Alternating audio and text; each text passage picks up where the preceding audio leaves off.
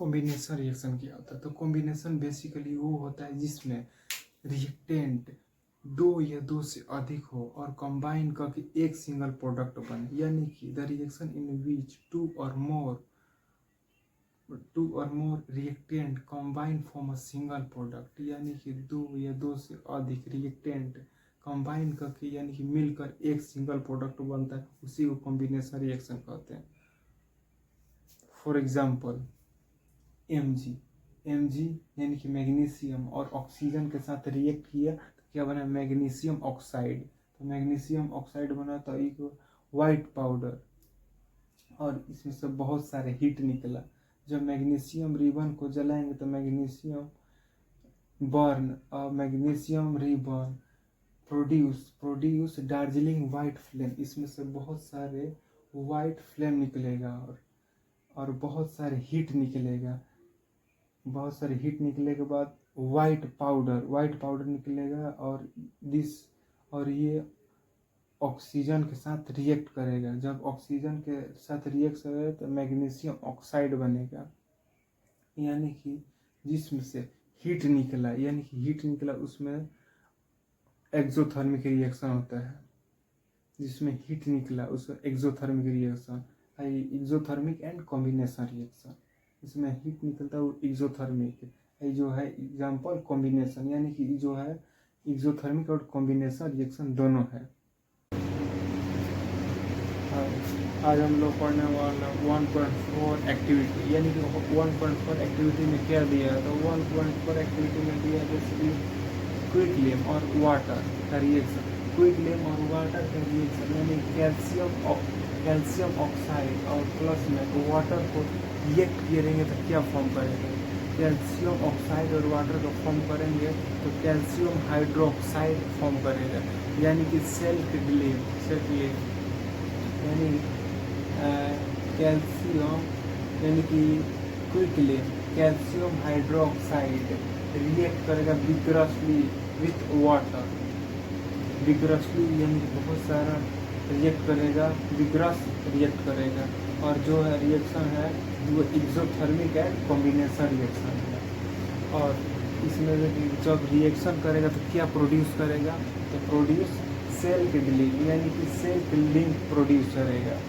Self link यानी कि calcium hydroxide, और जब कैल्शियम हाइड्रोक्साइड प्रोड्यूस करेगा तो उसमें से क्या निकलेगा कि बहुत सारे हीट निकलेगा।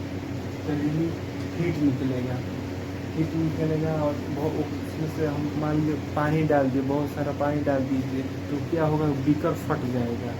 और इसीलिए इसमें तो बहुत धीरे धीरे पानी डाला जाता है ताकि बीकर ठीक सेफ रहे, नहीं तो बहुत सारा पानी ऐड कर दें तो बीकर फट जाएगा। और ये सीमेंट में भी यूज किया जा सकता है।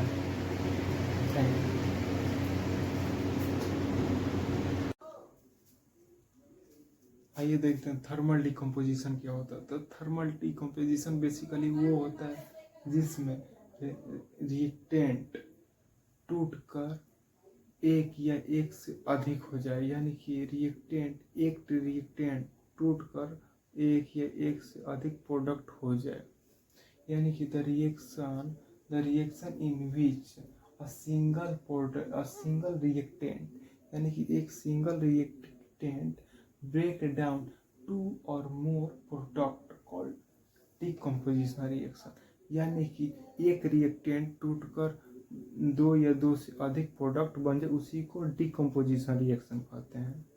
फॉर जैसे जो डिकम्पोजिशन रिएक्शन होता है वो तीन भाग में बांटा गया है, जिसमें फर्स्ट है थर्मल डिकम्पोजिशन, दूसरा है इलेक्ट्रोलाइटिक डिकम्पोजिशन, और तीसरा है फोटोकेमिकल डिकम्पोजिशन। और फर्स्ट है थर्मल डिकम्पोजिशन। ये क्या होता है? तो ये होता है बेसिकली हीट से टूटता है, यानी कि हीट से जो टूटता है उसको थर्मल डिकम्पोजिशन कहते हैं। और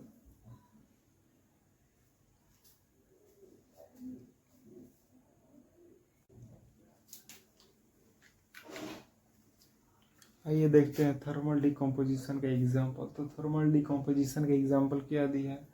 आयरन सल्फेट आयरन सल्फेट को जब हम ब्रेक डाउन किए तो क्या फॉर्म हुआ, आयरन ऑक्साइड और sulphur trioxide and sulphur trioxide, sulphur trioxide and sulphur trioxide. ये था ग्रीन कलर का, हो गया रेडिश ब्राउन। और जो इसका smell of burning pungent smell, sulphur का जो स्मेल है वो माचिस्टिक जैसा होता है, और जो ये है पंजेंट स्मेल, यानी कि स्मेल बहुत ज़्यादा खराब है। और जो sulphur trioxide and sulphur dioxide है वो एयर पोल्यूटेड है। और दूसरा एग्जाम्पल में दिया है लीड नाइट्रेट, यानी कि लीड नाइट्रेट को हम तोड़ेंगे हीट से, जब लीड नाइट्रेट को जब हम हीट से तोड़ेंगे तो उसमें से क्या निकलेगा, लीड मोनोऑक्साइड और नाइट्रोजन डाइऑक्साइड और ऑक्सीजन, जो कि येलो रिड्यूस हो गया लीड मोनोऑक्साइड, और जो नाइट्रोजन डाइऑक्साइड वो ब्राउन फिल्म्स।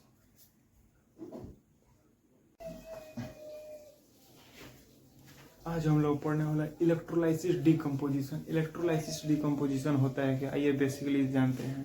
तो इलेक्ट्रोलाइसिस डिकम्पोजिशन वो होता है जिससे हम इलेक्ट्रिसिटी यानी कि इलेक्ट्रिक करंट्स तोड़ते हैं। जैसे electrolysis decomposition or break due to electric current, यानी कि इलेक्ट्रिक करंट से तोड़ते हैं, उसी को इलेक्ट्रिक डिकम्पोजिशन कहते हैं। जैसे पानी है, पानी को इलेक्ट्रिक से यानी कि इलेक्ट्रिक करंट से तोड़े, तो इलेक्ट्रिक जब करंट से तोड़े तो क्या क्या निकला, हाइड्रोजन गैस और ऑक्सीजन निकला। यानी कि पानी के हम जब करंट से तोड़े तो उसमें से क्या निकला, हाइड्रोजन गैस और ऑक्सीजन निकला। तो जो ऑक्सीजन निकला, ऑक्सीजन H2 कहाँ पर फॉर्म कर रहा है, एनोड पर फॉर्म कर रहा है, और ऑक्सीजन कहाँ पर फॉर्म कर रहा है, कैथोड पर। और वॉल्यूम ऑफ गैस हाइड्रोजन और ऑक्सीजन का 2:1 होता है, और volume of ratio mass of gas इसका होता है 1:8। और जो ये है ये एनोड है, एनोड पर पॉजिटिव चार्ज होता है और कैथोड पर माइनस का चार्ज होता है, यानी कि नेगेटिव चार्ज होता है। एनोड पर पॉजिटिव, कैथोड पर माइनस चार्ज, यानी। और जो एनोड है उस पर फॉर्म करता है ऑक्सीजन, और कैथोड पर फॉर्म करता है हाइड्रोजन।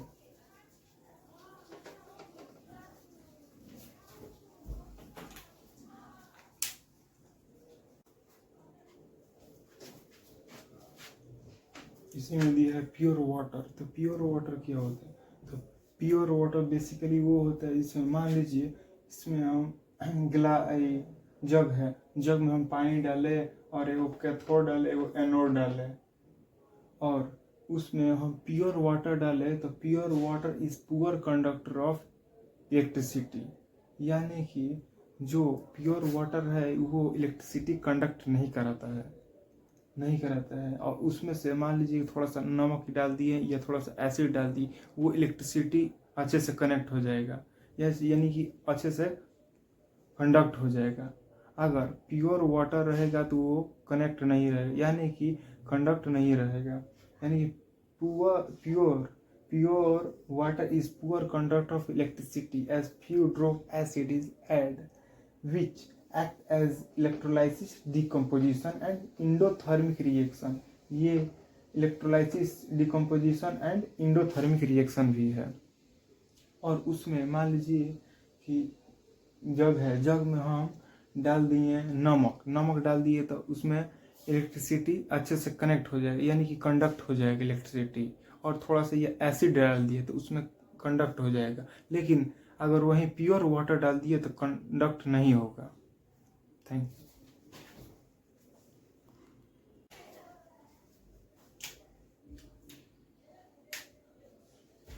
फोटोकेमिकल डिकम्पोजिशन क्या होता है, तो फोटोकेमिकल डिकम्पोजिशन क्या होता है, तो फोटोकेमिकल डिकम्पोजिशन वो होता है जो लाइट से टूटता है, यानी कि फोटोकेमिकल डिकम्पोजिशन उसे कहते हैं जो हम सब लोग सनलाइट से तोड़ते हैं, उसी को फोटोकेमिकल डिकम्पोजिशन कहते हैं। आइए देखते हैं।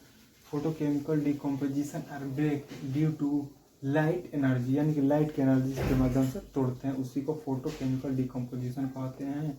इसका एग्जांपल है 2AgCl, यानी कि सिल्वर क्लोराइड। सिल्वर क्लोराइड के हम जब सनलाइट से तोड़े तो इसमें से क्या निकला, Ag, यानी कि सिल्वर अलग क्लोराइड अलग। तो वो पहले तक ऐसे व्हाइट कलर का हो गया, तोड़ने के बाद ग्रे कलर का। वैसे ही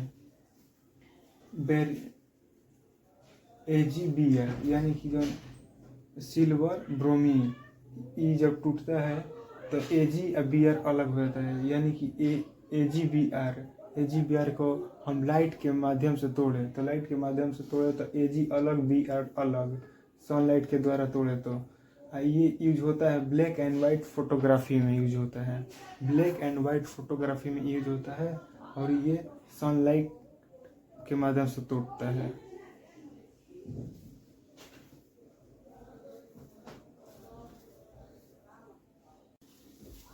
डिस्प्लेसमेंट रिएक्शन क्या है? तो डिस्प्लेसमेंट रिएक्शन बेसिकली वो होता है जो ज़्यादा रिएक्टिव एलिमेंट होता है वो कम एलिमेंट को निकाल देता है, यानी कि जो ज़्यादा पावरफुल होता है वो कम पावरफुल को हटा देता है, यानी कि रिप्लेस कर देता है वो जगह से, उसी को कहते हैं displacement reaction. Displacement reaction, more reactive element replace a less reactive element, यानी कि जो ज़्यादा पावरफुल का रिएक्टिव एलिमेंट है वो लेस रिएक्टिव एलिमेंट को रिप्लेस कर देता है, यानी कि कमज़ोर को मार के हटा देता है, उसी को डिस्प्लेसमेंट रिएक्शन कहते हैं। जैसे जिंक है, जिंक प्लस कॉपर सल्फेट, तो मिलके क्या बना, जिंक सल्फेट और कॉपर। ये था ब्लू कलर का डिस्प्ले कलरलेस, और ये हो गया रेड कलर का। The reaction is a single displacement reaction where zinc displace copper from copper sulfate. The blue color of sulfate solution fades and become colorless due to formation of zinc sulfate, and red brown solid carbon metal is deposit, यानी कि zinc plus में copper sulphate मिलाकर zinc sulphide बना और copper form किया। ये था colourless, ये है ब्लू, सॉरी ये है रेड, ये है ब्लू, और रिप्लेस होकर कलरलेस और रेड हुआ, यानी कि जिंक का प्लस में कॉपर सल्फेट को मिला दिए तो जिंक सल्फेट और कॉपर हो गया।